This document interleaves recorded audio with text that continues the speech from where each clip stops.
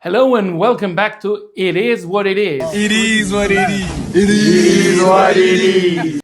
Your favorite thought and gag reflex provoking favorite corner of the internet. Today, Slovenia, the country shaped like a chicken. Well, Slovenia is having an election that makes succession look calm. We've got an ex-prime minister who's made comebacks like a superhero, a tech CEO turned prime minister, playing savior, and enough coalition arithmetics to need a calculator. Buckle up because this small country is about to serve some big drama. Let's start with Janez Janša. I don't know if that's how you actually pronounce it, but I'm gonna stick to it. He's the grand old man of Slovenian politics. He's been prime minister several times, survived a court case, lost power, and came back. Again and again and again. Picture a political boomerang. Throw him out, he will come back. His party is the Slovenian Democrats, SDS. They are conservative, pushing tax cuts, strong immigration controls, and Slovenian first policies, often clashing with the EU. In fact, many Westerners compare him to Viktor Orban, hardline in national identity, and the friction with Brussels. This guy is famous for his Twitter tantrums. He's famous for social media fiery comments. He once tweeted that journalists were prostitutes, which I have to say it's a very, very original way of referring to the press. His own term, the press prostitutes. I know you get the joke probably.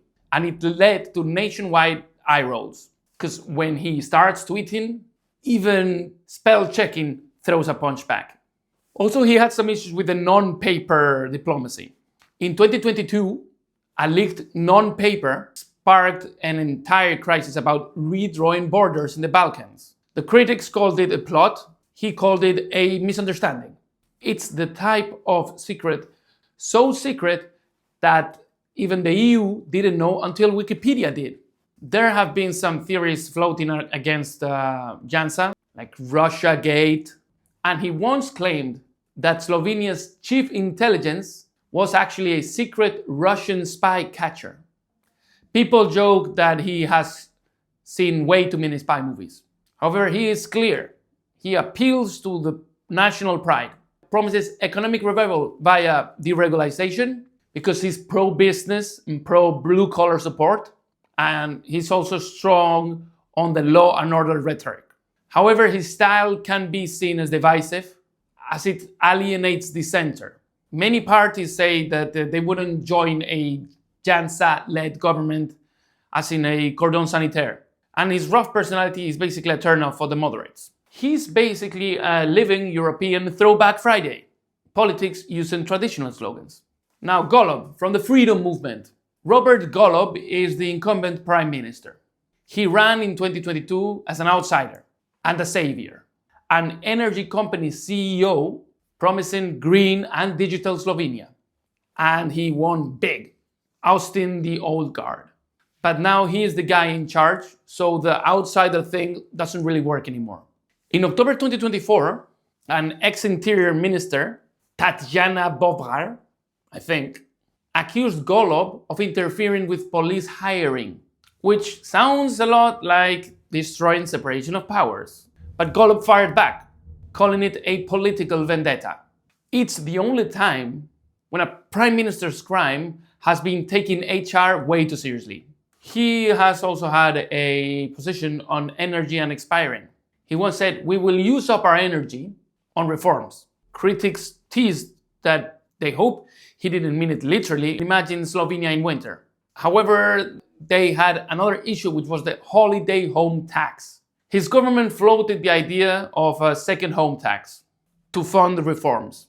The proposal caused confusion, and it ultimately stalled.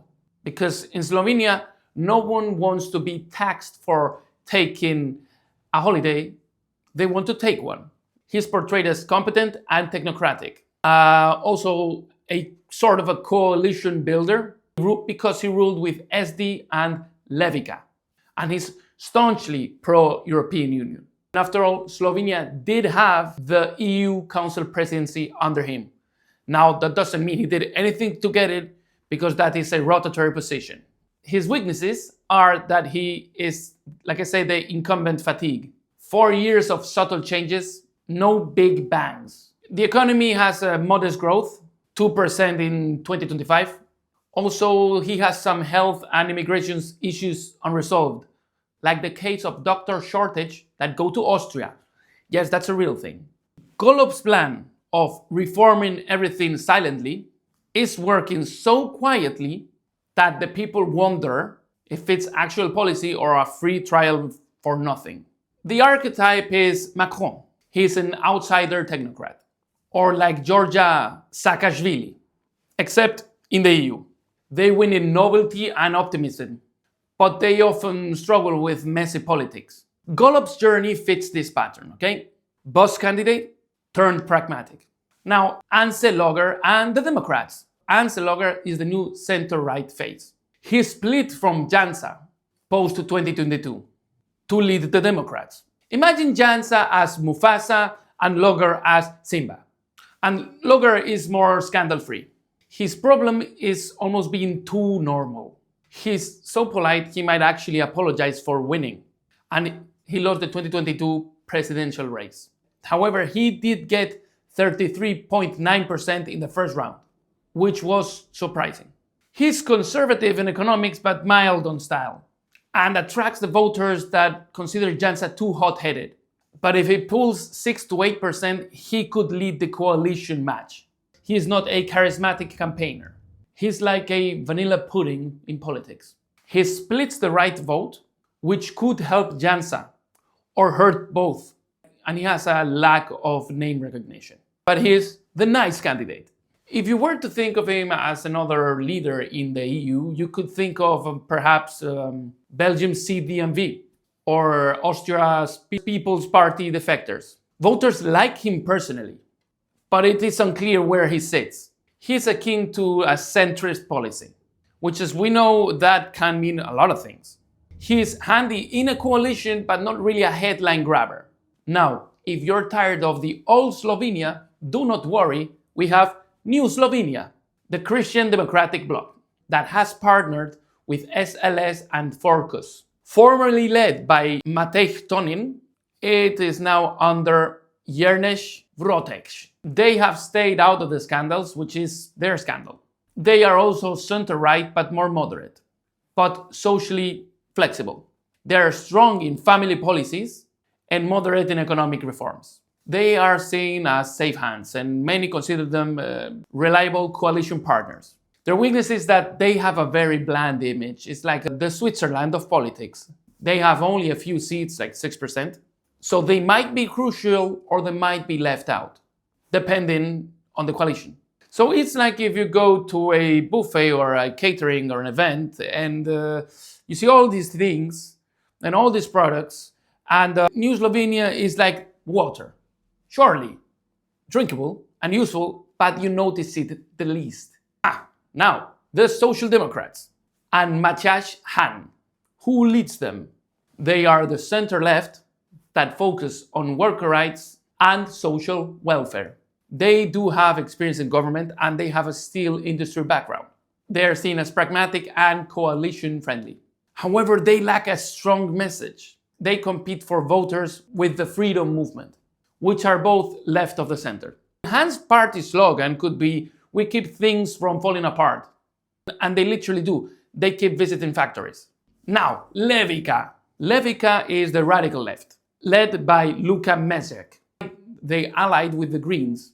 And this guy is kind of like a Marxist meme machine. They once tweeted socialist tweets that made centrists panic. And their co-chair was in a reality television show that never aired. In coalition, they usually thunder against mainstream partners. Their strengths is that they are hard left, and there are some people that like that. They're pro-public housing, wealth tax, and free services. Think of them as, Slovenians Mandami, minus Islam. They are popular with urban progressives and the unions. And they are a reliable base when it comes to a coalition with the left. The weakness is that they scare the center, and that compromise is hard. And they could be used as a scapegoat if the coalition falls apart. Oh, now, Vesna and the Greens, the environmentalists, and hipsters. Vesna. They even did like a hipster photobomb once. They once staged a campaign with solar panels and beekeepers. Harmless but funny. They're also like the cannabis candidacy. They joke that they would legalize anything. And they are, of course, the tree huggers, as one candidate was shown hugging a 100-year-old tree. Cute and nice, but bland. They focus on climate, tech, and education. And it attracts the young urban vote. And they are in coalitions as a junior member, but they could play an important role. Now, their weaknesses is very similar to other circumstances we've analyzed before, is that they split the vote, this time between Levica and S&D. But they're seen as the nice guest party. Like all the Greens, that is, until you go to an event thrown by them and you see the catering. If you haven't been to one, when you are, you'll know what I mean. Natasha Pirc-Musar, or Pirc-Musar. Anyway, the president. She's not on ballot, but is crucial. An independent ex-lawyer. She's essentially the referee. She called the election and will ask whoever gets 46 seats to form government. She's well liked and not controversial. She once joked that her job is easy. Just don't break the rules and make sure nobody cheats. And I wish it was that easy in other cases in Europe. And if you do not know what I mean, stay tuned for my further videos. She's neutral and ensures procedures are followed. Now, what are the issues in this big campaign? What are the things Slovenians actually worry about? Well, of course, economic and living standards. Voters want higher growth, cheaper housing, and higher salaries. I know, shocking, who would have thought? SDS promises tax cuts and entrepreneurship. They all promise prosperity because it's like offering different types of ketchup, but they're all tomato, hopefully. When it comes to healthcare and emigration, which is very interesting in this case because other EU countries are more focused on immigration. In Slovenia, the case is in emigration because there is medical staff shortages, which many leave to Oostenrijk. The lists of hospital waiting are long. The coalition tried to train more doctors, but the issues remain. SDS blames bureaucracy. GS says we'll spend more. So they both try to fix this problem, but with different approach. Now, when it comes to infrastructure and the environment, the most important thing to know here are the recent floods of 2023, which damaged roads and homes. The rebuild is big. The Greens push for solar powers and cycling routes. Others, they debate the funding. And, might as well promise floating cars for the next elections. When it comes to culture and identity, there is a worry for the Roma minority because of the 2025 Sutar case, plus debates on bilingual schools and religion. SDS invokes tradition.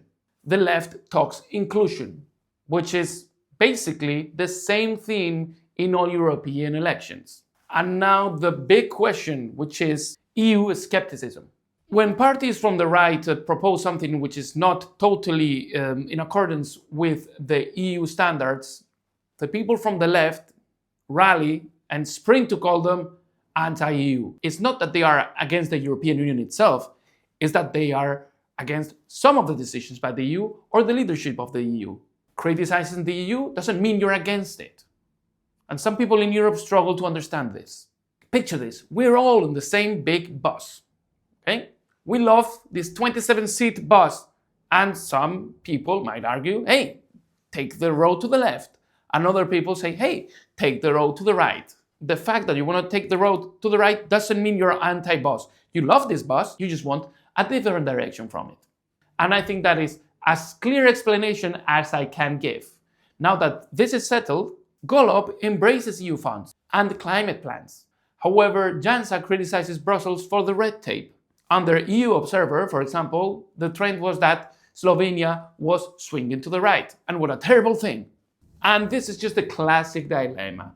People want the EU cash, but they don't want too many EU rules. So what do the latest polls say? Well, Janša and SDS are leading the polls with around 30%. And Golob and the Freedom Movement has a 22%. Those are the big two players. The rest are behind them. That means SDS is clearly ahead, but far from a majority. Well, in Slovenia to govern you need 46 seats, because in total there's 90. Okay, the most realistic one is a center-right coalition. A seat estimate of 48 seats, narrow majority.